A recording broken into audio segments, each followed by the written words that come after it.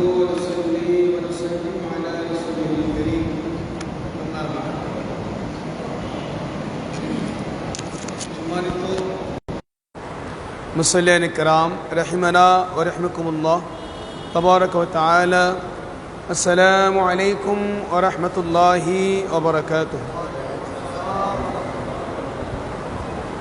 আল্লাহ রাব্বুল আলামিন আহকামুল হাকিমিনের আলিশান দরবারে লক্ষ কোটি শুকরিয়া আদায় করছি যে মহান রব্বুল আলামিন আজ আমাদের আপনাদের সকলকে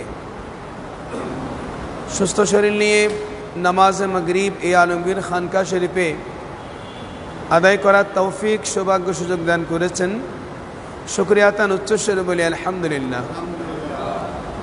লক্ষ কোটি দরুদ ও সালাম জানাই রসুল করিম রউফুর রহিম সৈয়দ আলম সাল্লাল্লাহু তাআলা আলাইহি ওয়াসাল্লাম আলিশান দরবারে সকলে বলি আল্লাহুম্মা সাল্লি আলা সাইয়্যিদিনা মুহাম্মাদিন ওয়া আলা আলি সাইয়্যিদিনা মুহাম্মাদিন ওয়া বারিক ওয়া সাল্লিম। সাথে সাথে আপনাদের শুকরিয়া আদায় করছি, আপনারা শরীয়তের গুরুত্বপূর্ণ মাসালা মাসাইল জানার জন্যে, শরীয়তের গুরুত্বপূর্ণ মেসেজ জানার জন্যে উৎসাহ উদ্দীপনা নিয়ে ইখলাস মোহাম্মত নিয়ে এসেছেন। আল্লাহ আজ্জা ওয়া জাল্লা আপনাদের সকলের হাজিরি উপস্থিতি কবুল আর মঞ্জুর করুন, আমিন। যারা আমাদের সাথে অনলাইনে আছেন, যারা আসার পথে আছেন, সকলের হাজির আল্লাহ কবুল করুন। এবং বিশেষ করে যারা অনলাইনে আছেন, আপনারা দয়া করে এই প্রোগ্রাম আপনারা প্রচুর পরিমাণে শেয়ার করুন। আপনার একটি শেয়ারের মাধ্যমে যদি 100 জন ভাই সে মাসালাগুলো জানতে পায়, তাহলে সেটার সওয়াব কিন্তু আপনি পেয়ে যাবেন। সম্মানিত হাজিরিন,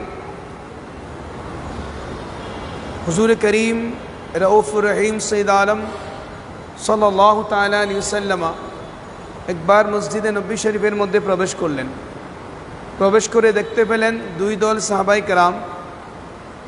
একদল সাহাবায়ে কেরাম নামাজরত অবস্থায় রয়েছেন, আরেক দল সাহাবায়ে কেরাম শরীয়তের মাসআলা মাসাইল নিয়ে আলোচনা করছিলেন। হুজুর করিম রউফুর রহিম সৈয়দ আলম সাল্লাল্লাহু তাআলা আলাইহি ওয়াসাল্লাম, সবাই বলি আলহামদুলিল্লাহ। হুজুর করিম সাল্লাল্লাহু আলাইহি ওয়াসাল্লামের মাসআলা মাসাইল জানা সেটাও একটি ভালো কাজ, কিন্তু সবচাইতে ভালো কাজ হচ্ছে শরীয়তের মাসআলা মাসাইল জানা। কারণ আপনার নামাজ সঠিক হবে, আপনার আমল সঠিক হবে আপনি যদি মাসআলা জানেন। মাসআলা না জানলে আপনার 271 নং আয়াত থেকে 275 নং আয়াতের তেলাওয়াত এবং তরজমা পেশ করব, পাশাপাশি কিতাবুল ইলম থেকে একটা হাদিস শরীফ পেশ করব, এবং জিকিরের ফজিলত, দরুদ শরীফের ফজিলত বয়ান হবে। পাশাপাশি আজকে গুরুত্বপূর্ণ একটা বিষয় নিয়ে আলোচনা হবে, সেটা হচ্ছে অসুস্থ ব্যক্তির নামাজ। অসুস্থ ব্যক্তি কীভাবে নামাজ পড়বেন, অসুস্থ ব্যক্তি কীভাবে নামাজ পড়বেন এবং ওনার নামাজ পড়ার পদ্ধতি কী, এই বিষয় নিয়ে। তো আজকে আমরা এই বিষয় নিয়ে আলোচনা করার জন্যে একজন অভিজ্ঞ আলেমকে আমরা আজকে ইনভাইট করেছি। হয়তো ওনাকে একটা সময় দেওয়া হয়েছে, ওই সময়ের মধ্যে উনি যদি আসেন তাহলে আমরা ওনার নামটা ঘোষণা করব। এখন ঘোষণা করছি না, ওনার সাথে ওয়াদা হয়েছে আমার, উনি আসবেন। তো উনি আসলে উনি আমাদের সাথে এখানে আসবেন, আপনাদের সাথে আজকে উনি প্রশ্নোত্তরে জবাবও দেবেন এবং মাসালা নিয়ে আলোচনা করবেন। উনি যদি আসে ইনশাআল্লাহ আমরা ওনার গুরুত্বপূর্ণ বয়ান শুনবো। সম্মানিত হাজিরিন, আসুন এ পর্যায়ে আমরা কালাম পাকের তেলাওয়াত শুনি এবং ইমানে জজবাকে বুলন্দ করি। কোরআন করিম তেলাওয়াত করা সওয়াব, শোনাও সওয়াব। এবং কোরআন করিম তেলাওয়াত করলে অন্তরের কলবের মরিচা দূর হয়ে যায়। সম্মানিত হাজিরিন, আসুন আমরা তেলাওয়াত শুরু করি। আউযু বিল্লাহি মিনাশ শাইতানির রাজীম। বিসমিল্লাহির রাহমানির রাহিম।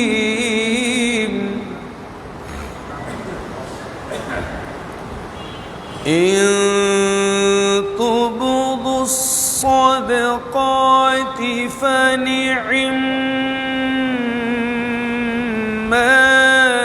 হিয়া وإن تخفوها وتؤتوها الفقراء فهو خير لكم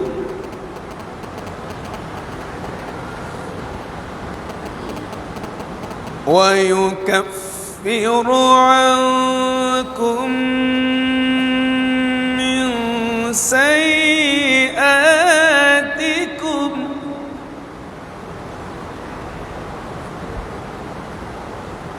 والله بما تعملون خبير.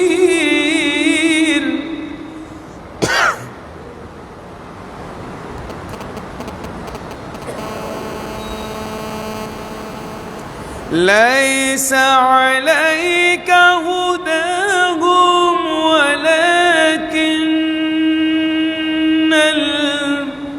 ولكن الله يهدي من يشاء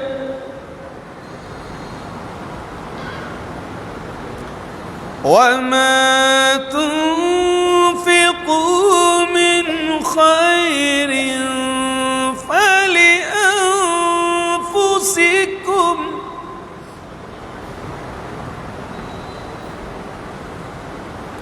وما تنفقون إلا ابتغاء وجه الله وما تنفقوا من خير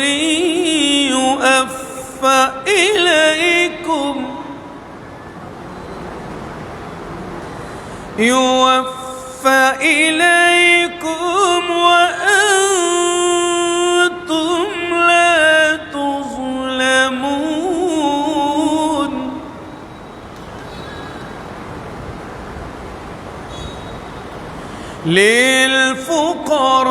للفقراء الذين أحصروا في سبيل الله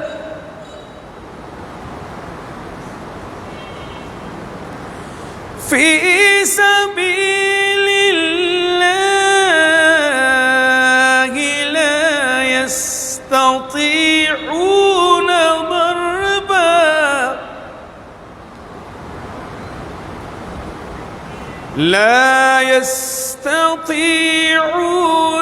ضربا في الأرض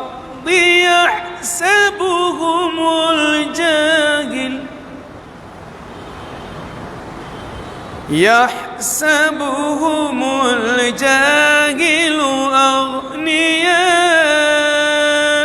من التعفف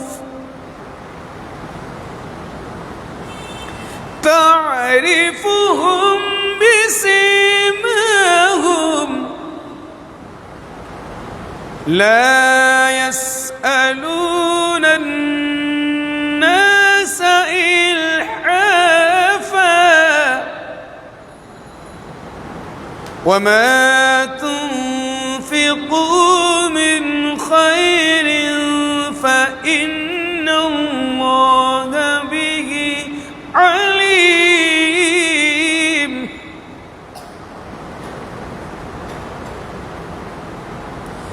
الذين ينفقون أموالهم بالليل والنهار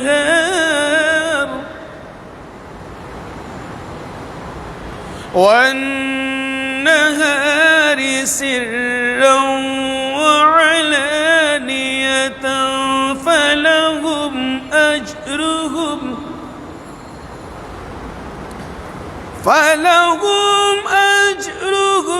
عند ربهم ولا خوف عليهم ولا هم يحزنون. الذين يأكلون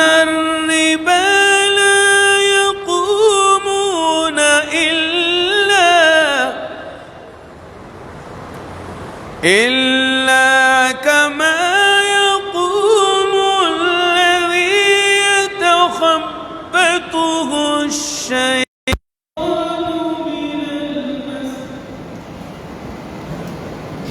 ذلك بأنهم قالوا إنما البيع مثل الربا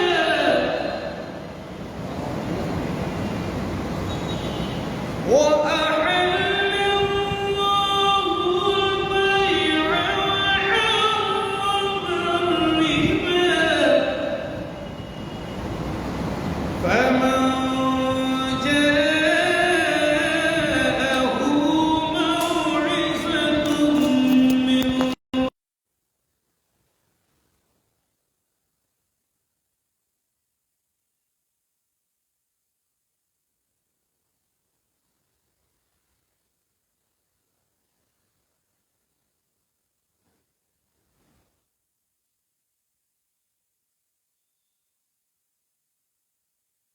ومن عاد فأولئك أصحاب النار هم فيها خالدون صدق الله العظيم وصدق الحبيب الكريم ইরশাদ বিতাড়িত শয়তান থেকে আল্লাহ রাব্বুল আলামিনের নিকট আশ্রয় প্রার্থনা করছি। আল্লাহর নামে আরম্ভ, তিনি পরম করুণাময় দয়ালু। যদি দান খয়রাত প্রকাশ্যে করো তবে তা কতই ভালো কথা, আর যদি গোপনে অভাবগ্রস্ত দান করো তবে তা তোমাদের জন্য সবচেয়ে উত্তম, এবং এতে তোমাদের কিছু পাপ মোচন হবে, আর আল্লাহ তোমাদের কার্যাদি সম্পর্ক হবে। তাদেরকে পথ প্রদান করা হে হাবিব সাল্লাল্লাহু আলাইহি ওয়াসাল্লাম আপনার দায়িত্ব অপরিহার্য নয়। আল্লাহ পথ প্রদান করেন যাকে চান, আর তোমরা যে উত্তম বস্তু দান করো তা তোমাদেরই মঙ্গল, এবং তোমাদের ব্যয় করা উচিত নয় কিন্তু আল্লাহরই সন্তুষ্টি চাওয়ার উদ্দেশ্যে। আর যে সম্পদ দেবে তা তোমাদেরকে পুরোপুরি দেওয়া হবে, কম দেওয়া হবে না। ওই দরিদ্র লোকদের জন্য যারা আল্লাহর পথে অবরুদ্ধ হয়ে পড়েছে, ভূপৃষ্ঠে চলতে পারে না, অজ্ঞ লোকেরা তাদেরকে ধনী বুঝে থাকে। জাঞ্জা করা থেকে বিরত থাকার কারণে তুমি তাদেরকে তাদের বাহ্যিক আকৃতি দেখে চিনে নেবে। তারা মানুষের নিকট জাঞ্জা করে না, যাতে অতি কাকুতি মিনতি করতে হয়। আর তোমরা যা দান করো আল্লাহ তা জানেন। ওইসব লোক যারা নিজেদের ধন সম্পদ দান করে রাতে ও দিনে, গোপনে ও প্রকাশ্যে, তাদের জন্য তাদের পুণ্যফল রয়েছে তাদের রবের নিকট। তাদের না আছে কোনো আশঙ্কা, না আছে কোনো দুঃখ। ওইসব লোক যারা সুদ খায়, কিয়ামতের দিন তারা দাঁড়াবে না, কিন্তু যেমন দাঁড়ায় ওই ব্যক্তি যাকে শয়তান জিন স্পর্শ করে পাগল করে দিয়েছে। এটাও এই জন্য যে তারা বলেছে বেচা কেনাও তো সুদের মতো, অথচ আল্লাহ রব্বুল আলামিন হালাল করেছেন বেচা কেনাকে এবং হারাম করেছেন সুদকে। সুতরাং যার কাছে তার রবের নিকট থেকে উপদেশ এসেছে আর সে বিরত রয়েছে, তবে তার জন্য হালাল যা পূর্বে নিয়েছিল এবং তার কাজ আল্লাহর প্রতি সুপর্দকৃত। আর যে এখন এমন আচরণ করবে তবে তারা দুর্যোগবাসী, তারা তাতে দীর্ঘস্থায়ী হবে।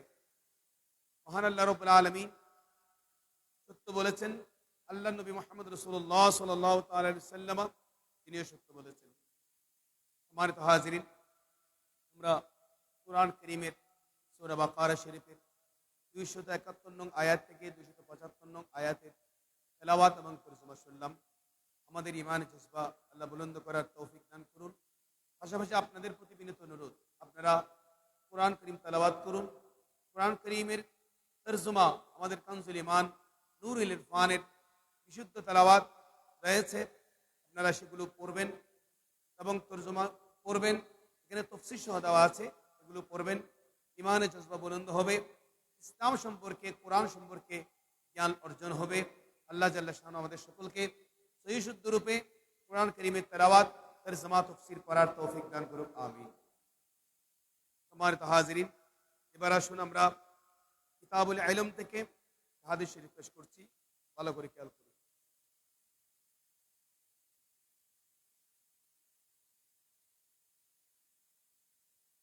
আনিল আমাশ রাদিয়াল্লাহু তাআলা আনহু قال হযরত আমাশ রাদিয়াল্লাহু তাআলা আনহু থেকে বর্ণিত হাদিস, তিনি বলেন قال রাসূলুল্লাহ সাল্লাল্লাহু তাআলা আলাইহি ওয়াসাল্লাম, রাসূল করিম সাল্লাল্লাহু তাআলা আলাইহি ওয়াসাল্লাম ইরশাদ করেছেন,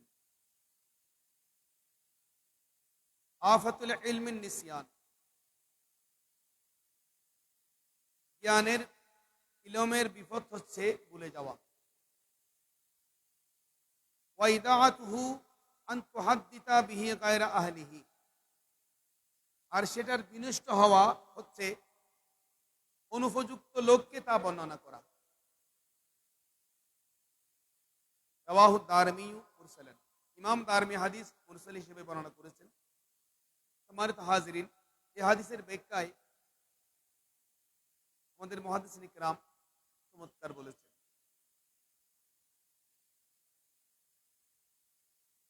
সম্পদ ও স্বাস্থ্য, মানুষের যে সম্পদ থাকে অত্যন্ত দামি নিয়ামত, এবং মানুষের স্বাস্থ্য এটা অনেক বড় নিয়ামত।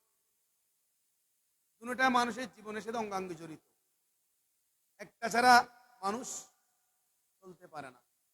সম্পদও লাগবে, স্বাস্থ্যও লাগবে। যেমন কোনো বিপদ আপদ দ্বারা ধ্বংস হয়ে যায়, এই সম্পদ ধ্বংস হয়ে যায় বিপদের মাধ্যমে। বিপদে পড়লে, অসুস্থ হয়ে পড়লে স্বাস্থ্য ধ্বংস হয়ে যায়। তেমনি ইলম, যে জ্ঞান, হাদিসের কিতাব, অসংখ্য কিতাবের হাদিসের কিতাব আছে, তফসির কিতাব আছে, যেগুলো পড়ছি না, ফিকার কিতাব পড়ছি না, ফতোয়ার কিতাব পড়ছি না, অনেক কিতাব আমরা পড়ছি না। সারাক্ষণ এই মোবাইলের মধ্যে আমরা নিয়োজিত আছি, যার কারণে আমাদের মেমোরি ডাউন হয়ে যাচ্ছে, আমাদের স্মৃতিশক্তি চলে যাচ্ছে, আমরা ভুলে যাচ্ছি। সেজন্য এটা হচ্ছে আমাদের জন্য বিপদ, অশনি সংকেত। আল্লামা ইবনে আবিদিন শামী আলাইহির রহমা, উনি একটি চমৎকার দিক নির্দেশনা আমাদের দিয়েছেন। 6টি জিনিস মানুষের স্মৃতিশক্তিকে দুর্বল করে দেয়, মেমোরি ডাউন করে। এগুলো হচ্ছে, 1 নম্বর, ইঁদুরের উচ্ছিষ্ট খাওয়া। ঘরের মধ্যে অনেক খাবার আমরা রাখি, ভালো করে ডাকনা দিয়ে রাখি না, অথবা দিলেও হালকা করে দিয়ে রাখি। ওগুলো কিন্তু আমাদের ঘরের মধ্যে ইঁদুর থাকে, পোকামাকড় এগুলো খাই। ইঁদুর যদি কোনো খাবারের উপর ইঁদুরের মুখ পড়ে, ওই খাবার যদি কোনো মানুষ খায়, ওই বান্দার স্মৃতিশক্তি কমে যাবে। এটা 1 নম্বর, ইঁদুরের উচ্ছিষ্ট খাওয়া। ইঁদুর যদি কোনো খাবার থেকে খেয়েছে, ওটা যদি কোনো ব্যক্তি খায়, তার স্মৃতিশক্তি লোপ পেয়ে যাবে। 1 নম্বর। 2 নম্বর হচ্ছে উকুন।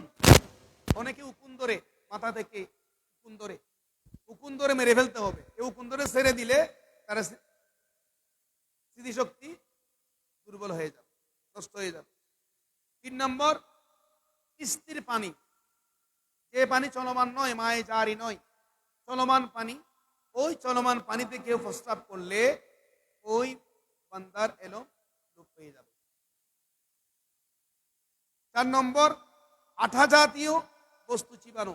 এই যে আমরা সুঙ্গেম খাচ্ছি, আমার আপনার কোমলমতি শিক্ষার্থী, ছেলে সন্তান, নাতি নাতনি স্কুলে যাচ্ছে, মাদ্রাসায় যাচ্ছে, বায়না ধরেছে আমি সুঙ্গেম খাবো। সুঙ্গেম না খেলে হয় না, কিন্তু সুঙ্গেম খেলে স্মৃতিশক্তি লোপ পেয়ে যাবে। এগুলো আঠালো খাবার, এগুলো থেকে আমাদের দূরে থাকতে হবে। 5 নম্বর, টক আপেল। আপেল কতগুলো টক আছে, কতগুলো মিষ্টি আছে। মিষ্টি আপেল আমরা কম খেতে চাই, আমরা টকগুলো বেশি খেতে চাই। নামাজের পর, 5 ওয়াক্ত নামাজ, ফরজ নামাজের পর মাথার উপর এমন করে হাত দিয়ে যদি 21 বার বলে ইয়া কবিয়ু, ইয়া কবিয়ু, ইয়া কবিয়ু, 21 বার বলে, ওই বান্দার স্মৃতিশক্তি আবার ফিরে আসবে। বলি সুবহানাল্লাহ, তার মেমোরি ডেভেলপ হবে। এই জন্য আমরা এই বিষয়গুলো খেয়াল করব। আরেকটা হচ্ছে অনুপযুক্ত দ্বারা ওইসব লোক বোঝানোর উদ্দেশ্য যারা ইলমের সূক্ষ্মতম বিষয়াদি অনুধাবন করতে সক্ষম নয়। আপনি বক্তব্য দেবেন, গুরুত্বপূর্ণ বয়ান পেশ করবেন, তাদেরকে যারা বুঝে, যারা বুঝে না ওদের সামনে যদি আপনি গুরুত্বপূর্ণ জটিল বিষয়গুলি বর্ণনা করতে যান, ওরা বুঝবে না। বলা হচ্ছে যারা বুঝে ওই রকম ব্যক্তিদের সামনে ওই রকম বয়ান পেশ করতে হবে, যারা কম বুঝে ওদেরকে এইরকম বয়ান পেশ করতে হবে। এই জন্যে ওই এলম ধ্বংস হয়ে যাবে কখন? আপনি যাকে এলম বিতরণ করছেন, বয়ান পেশ করছেন, যদি না বুঝে এলমটা ধ্বংস হয়ে যাবে, এটা বুঝবে না। এই জন্যে যাতে সহজে বুঝতে পারে, এই জন্যে উপযুক্ত ব্যক্তিদের কাছে এলম দিতে হবে। আল্লাহ আযজা ওয়া জাল্লা আমাদের এই বিষয়গুলো অনুধাবন করার তৌফিক দান করুক, আমিন। সেই জন্য দেখেন একটা বিষয় আমরা লক্ষ্য করছি, আমাদের আকামির উলামায়ে কেরাম উচ্চাঙ্গের বয়ান পেশ করেন, গুরুত্বপূর্ণ বয়ান দেন, ওনাদের বয়ান সেজন্য ওরা বসে আছে। কিন্তু অভিজ্ঞ আলেম যখন বয়ান পেশ করে ওরা বুঝে না, না বুঝার কারণে ওরা চলে যায়।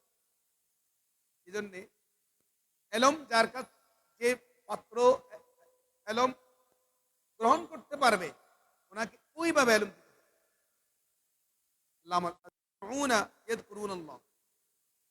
এক এলাকার মানুষ, এক কওমের মানুষ একত্রিত হয়ে আল্লাহ রাব্বুল আলামিনের জিকির করছে, সময় সমষ্টিগত জিকির করছে। লা ইউরিদুনা বিযালিক, ওনাদের কোনো উদ্দেশ্য নাই, কাউকে দেখানোর জন্য নয়, এলাকার মানুষদেরকে দেখানোর জন্য নয়, ওনাকে জাকের বলবে, ওনাকে জিকির কারে বলবে সেটা শোনার জন্য নয়, কাউকে দেখানোর জন্য উদ্দেশ্য ওনাদের নয়। ইল্লা ওয়াজাহু, একমাত্র আল্লাহ রাব্বুল আলামিনকে রাজি করার জন্য। আলহামদুলিল্লাহ। ইল্লা নাদাহুম মুনাদি মিনাস সামা, যখন এই ইখলাসের সহিত বান্দারা জিকির করে তখন আসমান থেকে ফেরেশতা চিৎকার দিয়ে বলে, আন কুমু মাগফুরাল লাকুম, ও বান্দারা তোমরা যা ইখলাসের সহিত জিকির করতেছো, এই জিকির আল্লাহ আযজা ওয়া জাল্লা কবুল করেছেন, সুবহানাল্লাহ, তোমাদের সকলকে ক্ষমা করে দিয়েছেন। বলি আলহামদুলিল্লাহ। এবং আন কুমু মাগফুরাল লাকুম, এবং ফজর নামাজের পরে করি, আমরা আসর নামাজের পরে করি, এবং আমরা খতমে গাউসে শরীফ, খতমে গ্যারবি শরীফ, খতমে বারবি শরীফ, ফাতিহা ইয়াজদুহুম, ঈদ মিলাদুন নবী সাল্লাল্লাহু আলাইহি ওয়াসাল্লামের মাহফিল জুলুস সব আমরা করি। এগুলোর মধ্যে আমাদের গুনাহ মাফ হয়। বলি সুবহানাল্লাহ। জশ্নে জুলুসের জিকির করলে গুনাহ মাফ হয়, এটা সবুত আমরা পেয়েছি হাদিস শরীফ থেকে। সম্মানিত হাজিরিন, এই বিষয়গুলো আল্লাহ আমাদেরকে অনুধাবন করার তৌফিক দান করুক, আমিন। এবার আসেন দরুদ শরীফের ব্যাপারে আমি আপনাদের একটা হাদিস শরীফ পেশ করছি। তাহলে দরুদ শরীফ পড়লে আল্লাহ রাব্বুল আলামিনের নজর করম অর্জন হয়, পাশাপাশি ওই বান্দা জাহান্নাম থেকে নাজাত। আমরা তো দিনে 1200 বার জিকির করছি, আমরা দিনে 200 বার দরুদ হয়েছে, পারা পারা করে এখানে আঞ্জুমানের পক্ষ থেকে এটা সাবানো হয়েছে। পণ্ডিত যখন তেলাওয়াত করবেন তাহলে ইনশাআল্লাহ আল্লাহ রাব্বুল আলামিন হাকামুল হাকিমিন আপনাদের গুনাহ মাফ করে দেবেন, পাশাপাশি আপনাদের মধ্যে স্পেশাল কিসের কারণে? নামাজের মধ্যে দাঁড়ানোটা ফরজ, দাঁড়ানো কিয়াম করা হচ্ছে নামাজের 13 ফরজের এক ফরজ কিয়াম করা, দাঁড়ানো ফরজ, মনে রাখবেন শরীয়তের মাসালা। কেউ রোগের কারণে দাঁড়াতে পারে না, অসুস্থতার কারণে দাঁড়াতে পারছে না, সে বসে নামাজ পড়বে, বসে বসে রুকু করবে, বসে বসে সামনের দিকে ভালো করে ঝুঁকে, একটু করে ঝুঁকে সুবহান রাব্বিয়াল আযীম বলবে, আবার আর একটু বেশি ঝুঁকে সিজদার মতো করে সুবহান রাব্বিয়াল আলা বলবে। এমন ভাবে শুবে যেন পা কিবলার দিকে থাকবে, পা কোন দিকে? পা কিবলার দিকে লম্বা করে দেবে, চিত্তে শুয়ে যাবে, হাঁটু কারা থাকবে, হাঁটু কারা করবে, হাঁটু কারা করে দেবে, ওর জন্য এর থেকে কম ঝুঁকাবে। অনুরূপ ডান ও বাম পাশের উপর শুয়ে কিবলার দিকে মুখ করে নামাজ পড়া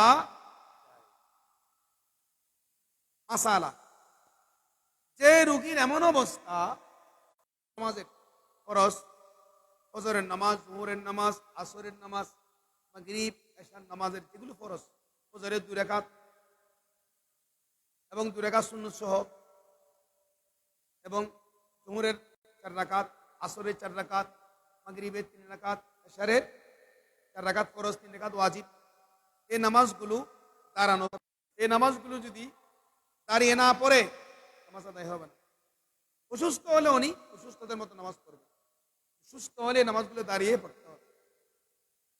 আরেকটা মাসালা, দাঁড়ানো যেহেতু ফরজ সেহেতু বিনা কারণে এটা বর্জন করা অনুচিত, অন্যথায় নামাজ হবে না। এমনকি যদি লাঠি বা খাদেম দেওয়ালে টাচ দিয়ে দাঁড়ানো যায়, উনি লাঠির উপর ভর করে দাঁড়াতে পারতেছে অথবা দেওয়ালের সাথে হেলান দিয়ে দাঁড়াতে পারতেছে, তবে উনি দাঁড়িয়ে দাঁড়িয়ে নামাজ পড়বে। তারপরে উনি বসে নামাজ পড়বে। উনি যদি দেওয়ালের সাথে টাচ লাগিয়ে দাঁড়াতে পারে, পিলারের সাথে টাচ লাগিয়ে দাঁড়াতে পারে, তাও উনি দাঁড়িয়ে নামাজ পড়বে। উনি লাঠি ধরে তো নামাজ পড়তে পারে, তবে লাঠির উপর ভর করে নামাজ পড়বে, যেহেতু দাঁড়িয়ে নামাজ পড়ানো ফরজ। যদি কিছুক্ষণের জন্য দাঁড়াতে পারে তাহলে দাঁড়িয়ে নামাজ শুরু করা ফরজ, অতঃপর বসে নামাজ পূর্ণ করবে। উনি যদি কিছুক্ষণও দাঁড়াতে পারে উনি দাঁড়িয়ে নামাজ পড়বে, পরে উনি বসে যাবে, অসুবিধা নেই, অন্যথায় নামাজ আদায় হবে। সামান্য জ্বর, সামান্য গায়ে জ্বর আসছে, মাথা ব্যথা বা এই ধরনের নগণ্য কষ্টসমূহ যেগুলো নিয়ে মানুষ চলাফেরা করে, কখনো ওজন হিসেবে গণ্য হবে না। এমনকি সাধারণ অসুখে যেসব নামাজ বসে পড়বে সেগুলো শুদ্ধ হবে না, ওগুলোর কাজা অপরিহার্য। উনি সুস্থ শরীর নিয়ে যদি বসে বসে নামাজ পড়ে, ওই নামাজ আবার কাজা করে দিতে হবে, আবার দাঁড়িয়ে কাজা করে আদায় করতে হবে। পাহাড়ে শরীয়ত অন্যান্য কিতাব। আরেকটা মাসালা, যে ব্যক্তি দাঁড়ালে ফুটা ফুটা পায়খানা বের হয়, দাঁড়ালে ওনার ফুটা ফুটা পায়খানা বের হওয়ার সম্ভাবনা থাকে, অথবা যখন জখম আছে শরীরের, জখম থেকে রক্ত প্রবাহিত হয়, রক্ত বের হয়, কিন্তু বসে পড়লে তেমনটি হয় না, তাহলে অন্য কোনো উপায় বা উপায়ে তা বন্ধ করা না গেলে তার জন্য বসে পড়া ফরজ, তার জন্য বসে পড়া ফরজ। আরেকটা মাসালা, মুসল্লি এতটুকু দুর্বল যে মসজিদে জামাত পড়ার জন্য গিয়ে দাঁড়িয়ে পড়তে পারে না, এত দুর্বল। আর ঘরে পড়লে দাঁড়িয়ে পড়তে পারে, মসজিদে গিয়ে দাঁড়িয়ে পড়তে পারবে না, ঘরে দাঁড়িয়ে পড়তে পারে, তাহলে ঘরে নামাজ পড়বে। জামাত সহকারে পড়তে গেলে পারলে ভালো, নতুবা একাকি পড়বে। আরেকটা মশালা, রোগী যদি দাঁড়িয়ে নামাজ পড়তে গেলে কিরাত মুঠেও পড়তে পারে না, উনি দাঁড়িয়ে পড়তে গেলে কিরাত পড়তে পারে না, তাহলে বসে পড়বে। কিন্তু দাঁড়িয়ে যদি যত সামান্য পড়তে পারে তাহলে যতটুকু দাঁড়িয়ে পড়ে যায় ততটুকু দাঁড়িয়ে পড়া ফরজ, অবশিষ্ট নামাজ। অতএব সামনে থেকে এসেছে উদ্দুল মুখতার থেকে আমার হাজিরিন, এই মাসালাগুলো আমরা অনুধাবন করব, যথাযথ পালন করার চেষ্টা করব। আল্লাহ আমাদেরকে এবার পরিচয় করে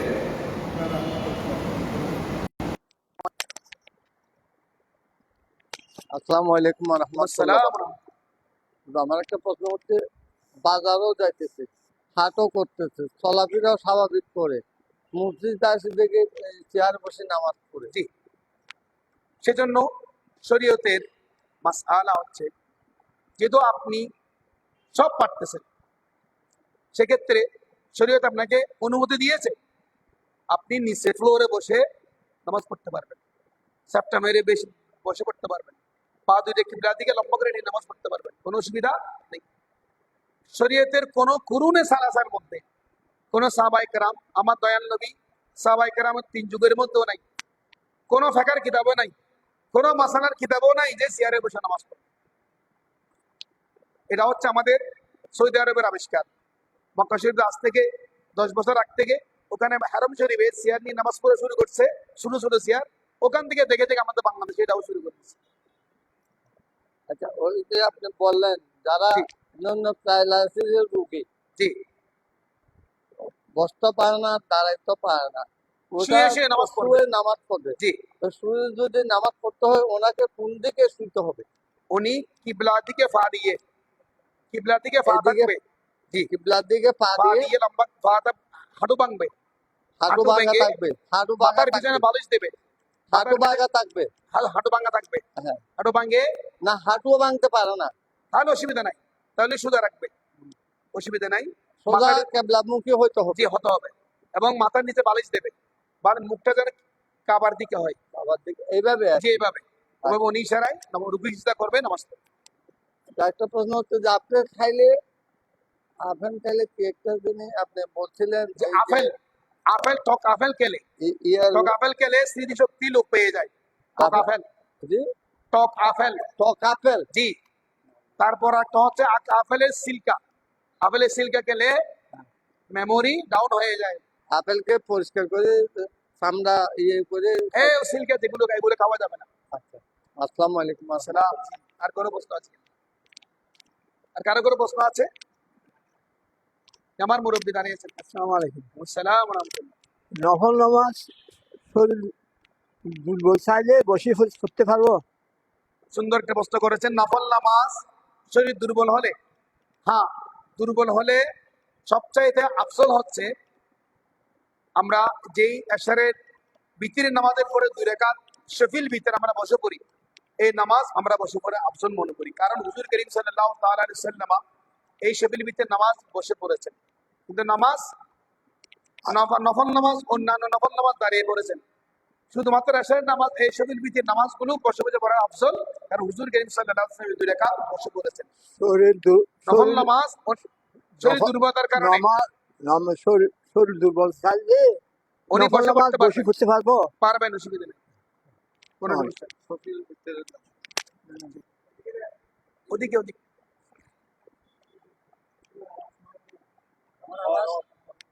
জি বলেন বলেন। আসসালামু আলাইকুম রহমতুল্লাহি সালাম। ওয়া বারাকাতুহু। আমার নাম মোহাম্মদ নূর এলাহি, জি নূর আলাহি ভাই। খতিবেরহাট বাসা। জি। আমার মারা গেলে জি করা যাবে, সুন্দর প্রশ্ন করেছে। ঘরের মধ্যে যখন লাশ রাখা হয় তখন সেখানে মহিলার পাশে কোনো সময় কারা বলবে, মহিলার পাশে কোনো সময় কারা বলবে? যারা মুহরিম, যারা মুহরিম, বিশেষ করে যারা নিকট আত্মীয় ওনারাই বলবে। যারা মুহরিম না ওনারা বলবে, মুহরিম না বলবে যাদের সাথে বিবাহ হারাম, ওরা কি বলবে? ওখানে নামাজ কোরআন শরীফ তেলাওয়াত করবে। যারা দেখতে পাবে জি ইসলাম